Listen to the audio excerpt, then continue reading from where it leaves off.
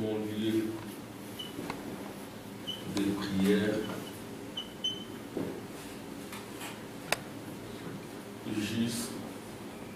jusqu'à exaucement.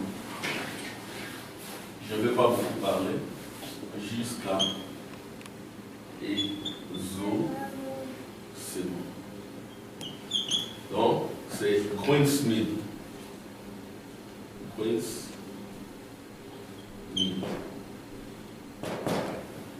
Queensmill, mon lieu de prière jusqu'à exaucement. Queensmill, c'était le lieu de prière. Et Frère Branham dit, j'allais là-bas jusqu'à ce que je sois exaucé.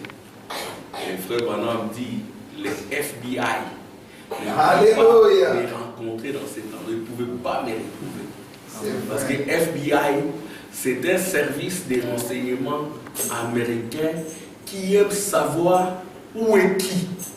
Donc si tu es américain, la FBI doit savoir où est positionné chaque Américain. De sorte que quand il y a un problème, ils puissent intervenir. De sorte que si tu veux trahir, on puisse t'arrêter. C'est ça la FBI. Le frère Branham dira, quand j'allais à Queensmill, même la FBI ne pouvait pas savoir où je me cachais. Amen. C'était vraiment un lieu secret. Amen. Amen. Alors nous allons prendre nos Bibles. Je ne veux pas...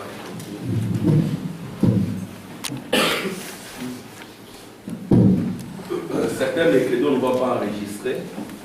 Nous allons vraiment beaucoup prier certains mercredis. Mais il n'y aura pas de longues exhortations. Il y aura juste de petites exhortations pour qu'on entre dans la prière. Nous prenons dans Luc 22.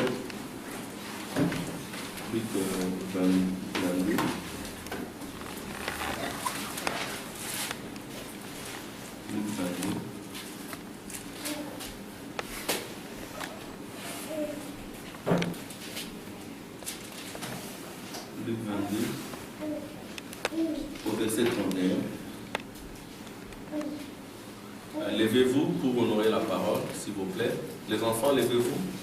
C'est vous qui allez nous remplacer si la Russie n'envoie pas sa bombe. C'est ce qui reste, la bombe de la Russie. Amen. Amen. Si la bombe ne sera pas encore envoyée, nous sommes là pour vous encadrer aussi, pour que vous puissiez prendre votre place. Le Seigneur dit, Simon, Simon, Satan vous a réclamé pour vous cribler comme le froment, mais je priais pour toi, afin que ta foi ne défaille point. Et toi, quand tu seras converti, affermis tes frères. Seigneur, lui dit Pierre, je suis prêt à aller avec toi et en prison et à la mort. Et Jésus dit, Pierre, je te l'ai dit, le coq ne chantera pas aujourd'hui, que tu n'aies nié 3 fois de me connaître. Je vais au 39. Après être sorti, il alla selon sa coutume à la montagne des Oliviers. Ses disciples les suivirent. Lorsqu'il fut arrivé dans ce lieu, il leur dit, priez afin que vous ne tombiez pas en tentation. Puis il s'éloigna d'eux à la distance d'environ un jet de pierre. Et s'étant mis à genoux, il pria, disant, Père, si tu voulais éloigner de moi cette coupe, toutefois que ma volonté ne se fasse pas, mais la tienne. Alors un ange lui apparut du ciel pour le fortifier. Étant en agonie, il priait plus instamment et sa sueur devint comme des grumeaux de sang qui tombaient à terre. Après avoir prié, il s'éleva et vint vers les disciples qui trouvaient endormis de tristesse. Et il leur dit, pourquoi dormez-vous? Levez-vous et priez afin que vous ne tombiez pas en tentation. Seigneur, merci pour les prophètes William Aron. Alléluia. Merci Seigneur pour l'esprit de prière. Nous te demandons Seigneur d'insérer cela dans chaque cœur, dans chaque maison, dans chaque foyer, dans chaque frère Seigneur. Parce que nous nous répentons d'avoir beaucoup négligé la prière. Pardonne-nous et remplis-nous Seigneur de l'esprit de prière, de consécration, de la parole et de l'onction. Au nom de Jésus. Amen. Amen. Que le Seigneur vous bénisse. Comme j'ai dit à l'édit, je ne veux pas vraiment beaucoup parler. Frère Branham, il aimait beaucoup aller à Queensmill. C'était son endroit préféré. Je vais lire dans ce que le prophète a dit. Dans le commandement est venu à moi. Et Frère Branham dit au paragraphe 117, 2 ans plus tard, après que j'ai perdu ma femme et tout, j'étais à Brunsmill, à ma petite retraite là-bas. J'ai prié. Il y avait 2 ou 3 jours que j'étais là-bas dans ma caverne. Amen. Le frère Branham était là 2 ou 3 jours. Parce que souvent nous voyons frère Branham nous la pression. Amen. Mais nous oublions le fond, ce qui s'est caché derrière frère Branham. Amen. Le frère Branham c'était quelqu'un qui travaillait beaucoup pour son âme. Alléluia. Amen. Et frère Branham, il est aujourd'hui l'exemple du Fils de Dieu pour l'exercice de la divinité. Vous voyez, c'est vraiment les reflets, je peux même dire les types, en fait l'accomplissement du type de Jésus. Amen. Parce que frère Branham dit que Jésus était l'épouse, Jésus c'était un exemple de la divinité, et frère Branham c'est aussi un exemple de la divinité pour chacun de nous. Amen. Et frère Branham dit ceci: 2 ans plus tard, après que j'ai perdu ma femme et tout, j'étais à Brunsmill, à ma petite retraite là-bas, je priais. Il y avait 2 ou 3 jours que j'étais là-bas dans ma caverne. 2 jours. Je suis sorti pour prendre un peu l'air, une bouffée d'air, et quand je suis sorti, ma Bible était posée là, au bout d'un tronc d'arbre, près de l'entrée. Le vent avait renversé un vieil arbre fourchi. Or, il y avait une fourche qui montait comme ceci, et l'arbre était couché. Je m'asseyais à califourchon sur ce tronc, et je m'étendais là la nuit, les yeux fixés sur le ciel, comme ça, ma main placée comme ceci, et parfois je m'endormais étendu là sur le tronc comme ça, en train de prier. Vous voyez, donc parfois il s'endormait comme ça. Amen. Il peut vous arriver de vous endormir comme ça, en train de prier. Amen. Frère Branham le faisait. Et comme il a dit, vous endormez la main sous la tête, en train de prier. Amen. Et frère Branham il dit, je m'endormais étendu là sur le tronc, comme ça, en train de prier. J'ai resté là-bas plusieurs jours. Vous dites Amen? Amen. J'ai resté là-bas plusieurs jours. Je me souviens quand on venait de croire, chacun avait aussi son Brunsmill. Amen. Il allait quelque part là, alléluia, pour se consacrer. Faites des Brunsmill dans vos coins de la maison. Alléluia. Amen. Des endroits où vous pouvez vous consacrer. Frère Madame dit, j'ai resté là-bas plusieurs jours sans manger. Vous dites Amen. Amen. J'ai resté là-bas plusieurs jours sans manger ni boire. J'étais là à prier simplement. C'est ainsi que quand il sort de Brunsmill et il se tient devant un public, rien ne peut résister. Amen. Parce qu'il sort de la consécration. Il dit, j'ai resté là-bas plusieurs jours sans manger ni boire. J'étais là à prier simplement. Et j'étais sorti de la caverne pour prendre l'air. Amen. Écoutez ce qu'il dit encore. Frère Branham dit, paragraphe 134. Il dit ceci. Et puis tout au long de ma vie, je voyais cela. Je voyais cette chose-là s'émouvoir. Je voyais ces visions, ces choses qui arrivaient. Alors un peu plus tard, je me faisais tellement de soucis à cause de cela. Et tout le monde qui me disait que c'était quelque chose de mauvais, je suis parti pour mon endroit préféré, là où j'ai toujours prié jusqu'à exaucement. Amen. Donc frère Branham, il pouvait aller à cet endroit-là, priant jusqu'à être exaucé. Et un jour, il pouvait dire à sa femme, je m'en vais. Si je ne reviens pas dans 5 jours, dis à mon chef de service de chercher quelqu'un d'autre. Je m'en vais, je ne reviendrai pas jusqu'à ce que j'aie la solution. Si tu vois que je ne reviens pas pendant autant de temps, tu peux même te remarier. Qui peut faire une telle déclaration? Hein? Il dit ça à sa femme. Je m'en vais jusqu'à ce que je trouve une solution. Peut-être que je ne reviendrai jamais. C'est ça, être poussé à bout. Amen. Frère Branham a prêché nous sommes très contents, nous sommes très bénis, mais derrière cela, il y avait toute une vie cachée. Amen.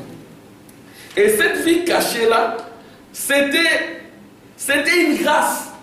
Amen. Amen. C'était toute une grâce. Et souvent, nous avons négligé cette vie cachée. Nous sommes des chrétiens sans une vie cachée, sans une vie de prière, sans une vie de consécration.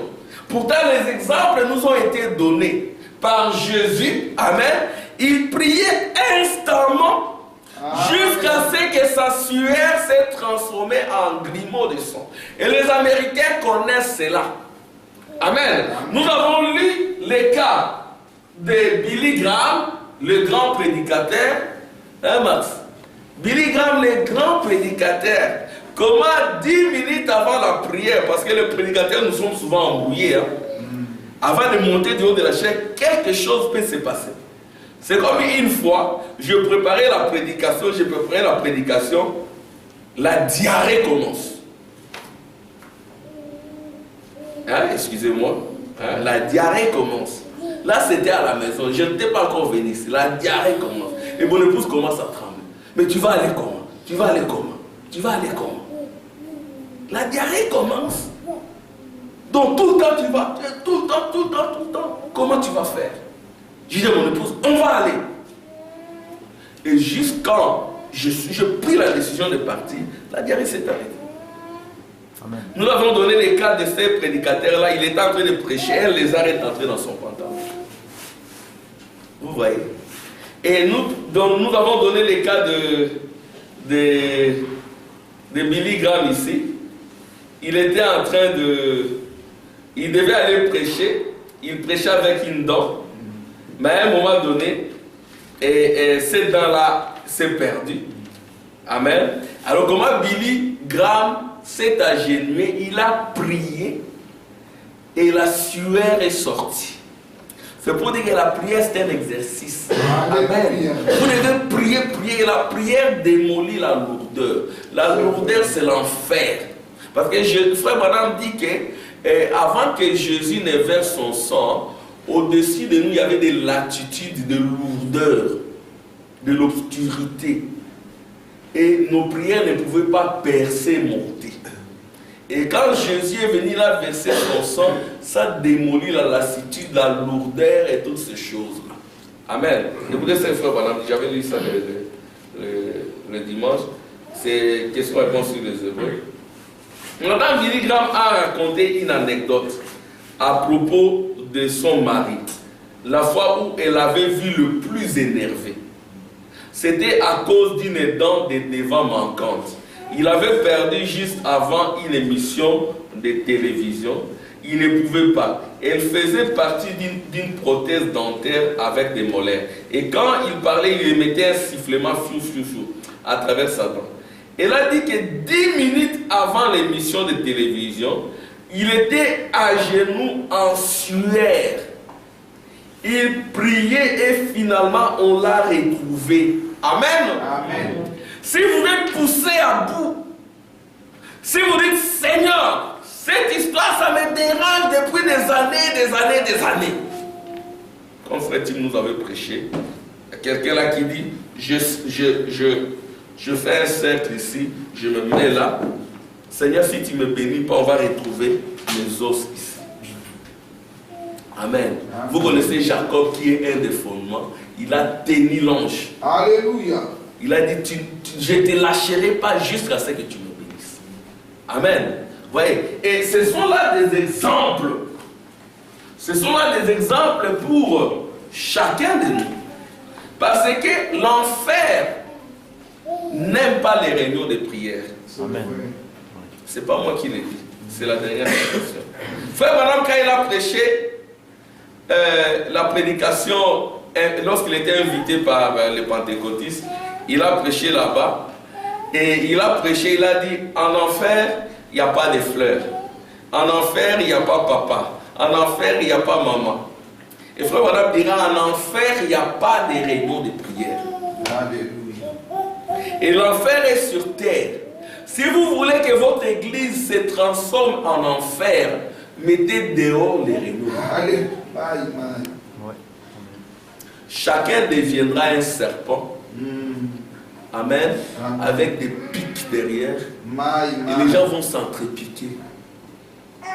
C'est comme ça que les églises deviennent des enfers. Et c'est comme cela que nos églises sont devenues des enfers. Il n'y a plus d'esprit paisible. Il n'y a plus d'humilité. Il n'y a plus de gentillesse. Pourquoi? Parce que les gens sont devenus des épiques. Il y a des épines. Il n'y a plus d'arrosage. La prière nous permet de nous mettre dans la présence de Dieu et de nous briser pour que nous puissions être bienveillants, gentils et humbles. C'est la prière qui nous démolit. Écoutez ce que Frère Bonham dit. Frère Bonham dit ceci. Il dit, c'est par là que je termine. Il dit, il m'arrive souvent de prendre 3 petits mots. C'est comment l'ange vient à moi et sa commission. Page 17. Paragraphe 81. Il dit, alors là, je me suis mis à prêcher. Et j'ai pris un texte, je n'oublierai jamais. Dans les séjours des morts, l'homme riche leva les yeux, parce que le séjour des morts est sur la terre. Amen. La tombe et les Hadès viennent sur la terre. C'est le diable, son nom s'appelle la mort. Amen. C'est l'aigle qui doit le combattre. Et l'aigle, c'est le fils de l'homme. Et la victoire, c'est quand ton âme est enlevée. Amen.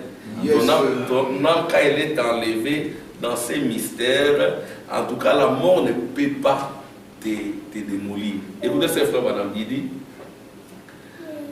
Alors, je me suis mis à prêcher et j'ai pris un texte. Je ne l'oublierai jamais.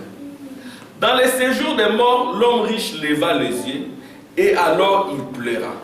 Il m'arrive souvent de prendre 3 petits mots comme ça, comme sujet de prédication. Venez voir un homme. Crois-tu cela? Ou alors il pleura. J'ai répété constamment. Il n'y a pas de fleurs dans les séjours des morts. Et il pleura. Il n'y a pas de réunion de prière dans les séjours des morts. Alors il plaira. Amen. Il n'y a pas de réunion de prière dans les séjours de mort. Et le séjour de mort n'est pas une représentation des témoins de Jéhovah. Le séjour de mort, c'est quand vous excluez le Fils de l'homme, l'esprit de l'aigle, l'esprit de la profondeur, l'esprit prophétique. Vous tombez dans le séjour de mort. Et le séjour de mort, c'est l'Odyssée. C'est l'esprit de l'Odyssée. Les gens sont empesés, lourds, dans les ténèbres. Amen. Et puis ils mettent dehors les réunions de prière. C'est le séjour des morts. Amen. Puissions-nous ramener les réunions de prière dans nos cœurs. Ramener les réunions de prière dans nos maisons. Vous vous tenez là la main, papa, maman, vous faites un cercle indien. Autour du feu, vous priez, vous chantez. Amen. Avant de dormir, vous faites un cercle, vous priez. Quand vous vous levez à 2h, 3h du matin, c'est l'ange qui vous fait réveiller pour vous mettre à genoux et prier. Amen. Que Dieu vous bénisse. Amen.